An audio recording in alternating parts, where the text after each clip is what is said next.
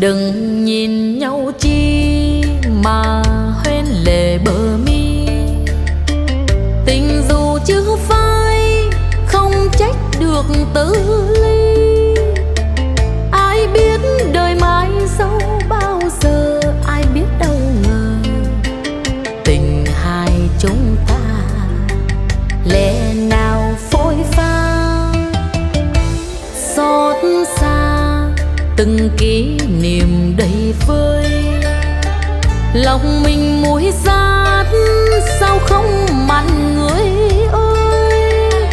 Trăng nước còn đây anh đâu rồi ngăn cách phương trời, hận tình không tan trọn đời riêng.